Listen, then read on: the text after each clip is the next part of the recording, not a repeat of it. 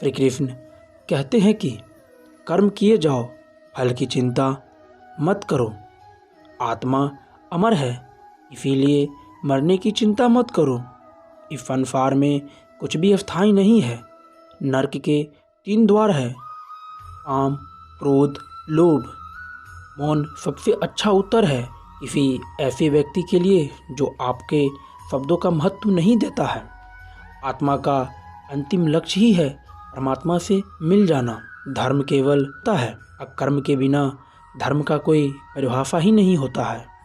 अहंकार करने पर इंसान के प्रतिष्ठा, वैभव तीनों समाप्त हो जाते हैं। श्री कृष्ण कहते हैं कि मैं सभी प्राणियों के हृदय में स्थित हूँ।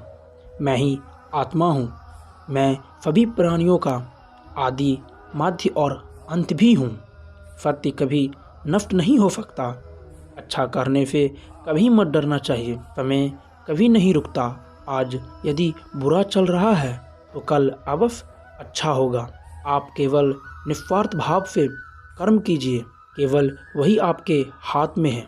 मैं श्रेष्ठ हूँ, यह आत्मविश्वास है, लेकिन सिर्फ मैं ही श्रेष्ठ हूँ, यह अहंकार है।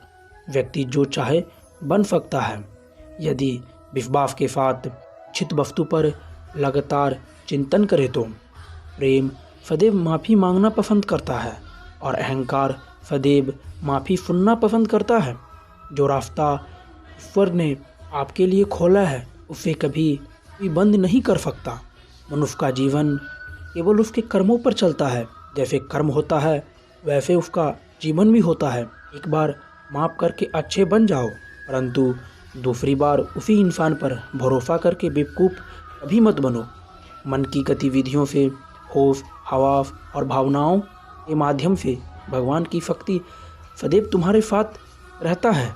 जीवन में आधे दुख इस वजह से आते हैं क्योंकि हमने उनसे आशाएं रखी है जिनसे हमें नहीं रखनी चाहिए थी।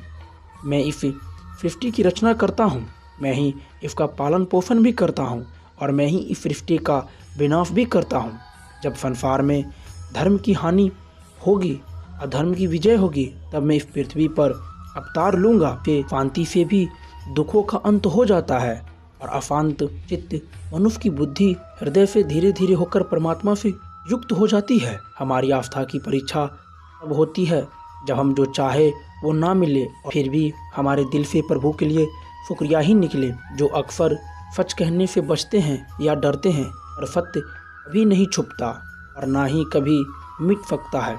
कितना भी छुपा लो और सच तो उजागर हो ही जाएगा।